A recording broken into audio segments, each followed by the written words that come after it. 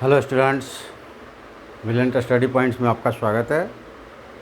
और आप लोगों ने पिछले क्लास में देखा था कि हम लोग थेल्स थ्योरम्स और exercise number 1 10th class Bihar board, जैसे मैंने पहले ही कहा था कि आप लोग अब चिंता ना करें, डरे ना। मैथ और साइंस आपका कंप्लीट हो जाएगा एग्ज़ाम से पहले, और एग्ज़ाम से पहले ही हम लोग उस तरह के प्रैक्टिस करेंगे सैम्पल पेपर से, जिससे हमारे एग्ज़ाम्स में डर ही ख़त्म हो जाएगा। मैथ और साइंस का तो डर ख़त्म हो जाएगा। तो चलिए आज त्रिभुज की एक थ्योरम नंबर यानी कि प्रमेय नंबर 6.2 को करेंगे और अगले एक्सरसाइज को देखेंगे। तो चलिए आप सबको फिर से एक बार हम याद दिला दें कि जल्दी से जल्दी और ज़्यादा से ज़्यादा संख्या में जुड़े और घर बैठे अपनी मैथ और साइंस की पूरी कंसेप्ट्स, पूरे क्वेश्चंस और पूरे ही एक्सरसाइज को कंप्लीट करें और कॉन्फिडेंस इतना बढ़ाएं जिससे कि आपका कॉन्फिडेंस उस लेवल पे हो कि आप अपने दम पे, चीटिंग के भरोसे नहीं बल्कि अपने दम पे मैथ और साइंस में +19 मार्क्स लाने की कोशिश करेंगे। चलिए तो फिर से एक बार याद दिला दूँ कि सब्सक्राइब करना है, दोस्तों से सब्सक्राइब करवाना है और संख्या बढ़ाइए अपनी और घर बैठे अपनी तैयारी कीजिए। देखिए मैं करवाता हूँ कैसे। आज हम लोग थ्योरम नंबर 6.2 और वो थ्योरम्स क्या है, थेल्स का कन्वर्स है। कहता है कि यदि किसी एक त्रिभुज की दो भुजाओं को एक ही अनुपात में विभाजित करे, एक रेखा किसी त्रिभुज की दो भुजाओं को एक ही अनुपात में विभाजित करे तो वह तीसरी भुजा के समानांतर होती है। ये हमें साबित करना है। तो पहले देखते हैं फिगर में उसको। हमने मान लिया कि ये ए, बी और सी एक त्रिभुज है और एक ऐसी लाइन हमने ले लें, यानी रेखा एक ले लेते हैं जो कि इस त्रिभुज को डी और ई पर विभाजित करती है। और किस तरह से विभाजित करती है तो गिवन में आपका हो जाएगा, 4 स्टेप में लिखते हैं ना, गिवन, कंस्ट्रक्शंस और गिवन हो जाएगा, टू प्रूफ हो जाएगा, कंस्ट्रक्शंस हो जाएगा, प्रूफ हो जाएगा, एट लास्ट प्रूफ्ड। ठीक है। तो गिवन में क्या हो जाएगा, यानी कि दिया है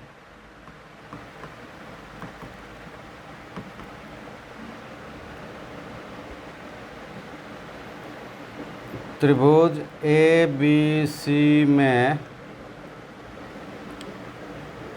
ए D by D B equal to A E by E C, ये दिया हुआ है।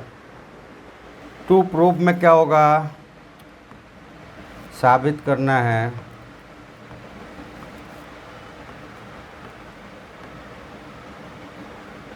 क्या साबित करना है, तो D E parallel B C, D parallel B C, ये हमें प्रूफ करना है। अब क्या करेंगे कि हमें इस थ्योरम्स को, इस प्रमेय को प्रूफ करने के लिए विरोधाभास उत्पन्न करना पड़ता है, यानी कि कंट्राडिक्शन। और वो कंट्राडिक्शंस ये करेंगे कि हमने मान लिया कि डी बी सी के पैरेलल नहीं है, तो कोई एक बिंदु से होकर, किसी भी एक बिंदु जो किसी लाइंस के बाहर हो, यानी कि किसी रेखा खंड या रेखा के बाहर से किसी बिंदु से होकर कम से कम नहीं बल्कि एक ही यूनिक एक लाइन ऐसी होती है जो पैरेलल होती है। यानी कि अगर हम BC के पैरेलल हम D से कोई एक लाइन ढूंढते हैं तो वो लाइन्स होगी। तो हमने मान लिया, वो हम लोग लिख लेंगे रचना में। और रचना में क्या होगा कि मान लिया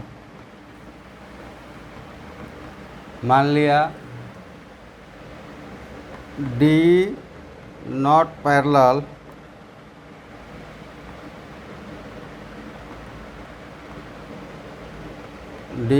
पैरेलल BC, तब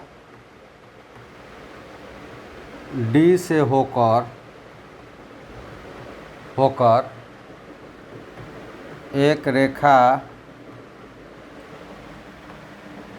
BC के समांतर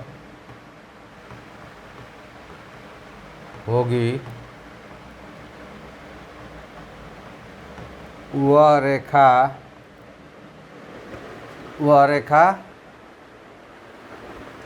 मान लिया कि DF है, वह रेखा माना कि DF है। अब यहाँ देखिए, अगर हमने मान लिया कि D चलो पैरेलल नहीं है, ये D था, तो D से होकर BC के पैरेलल DF एक रेखा मान लिया कि वो पैरेलल है, तब थेल्स प्रमेय से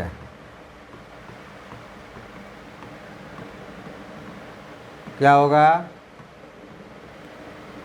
AF बटा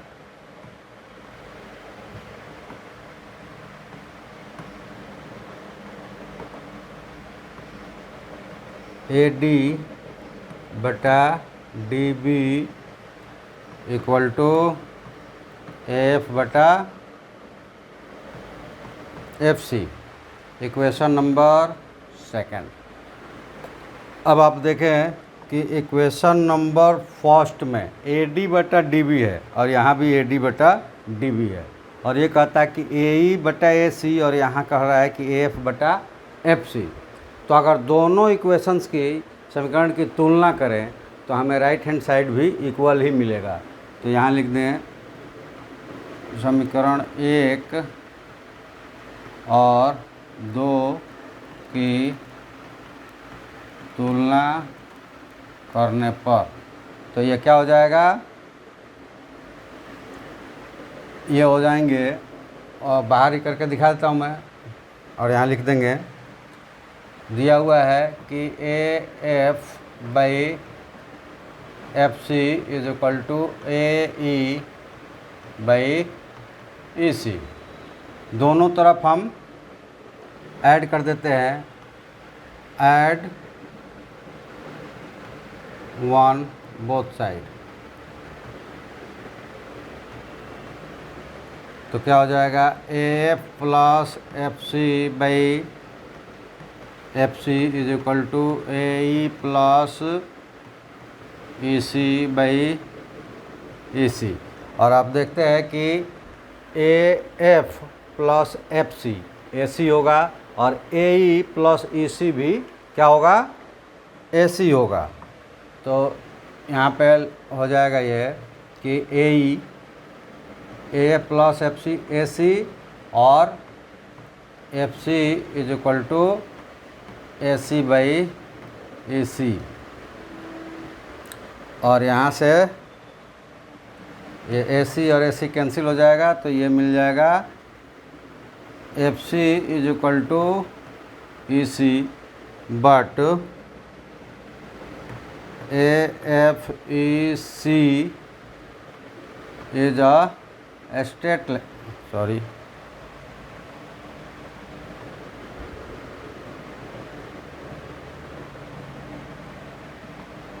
यहाँ भी थोड़ा सा हिंदी का इस्तेमाल हमने नहीं किया।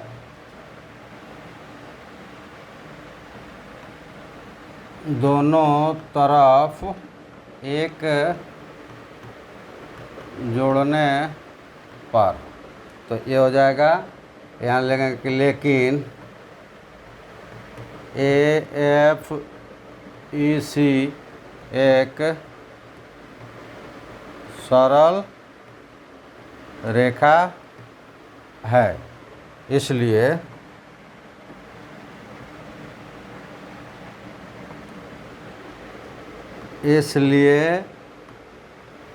AF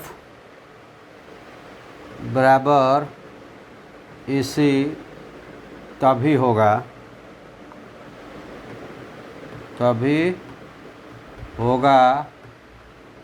जब F और E एक ही बिंदु हो।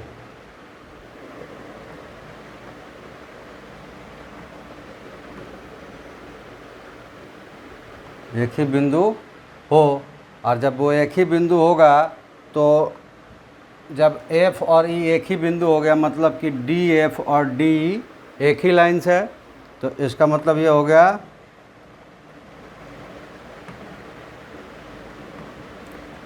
अर्थात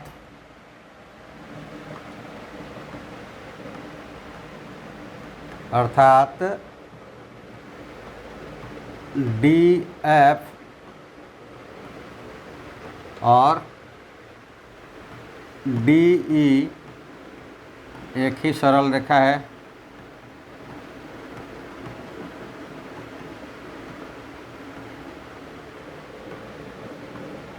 अतः DE पैरेलल BC, क्योंकि हम लोगों ने माना है BC पैरेलल DF, और यही हमें प्रूव करना था, तो यहाँ लिख देंगे प्रूव्ड। ठीक है,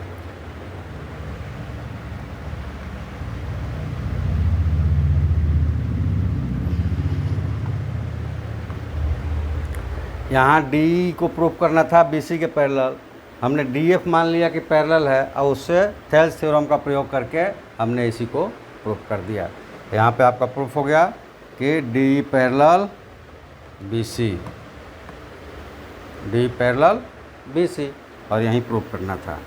तो चलिए, थ्योरम तो आपने देख लिया, आप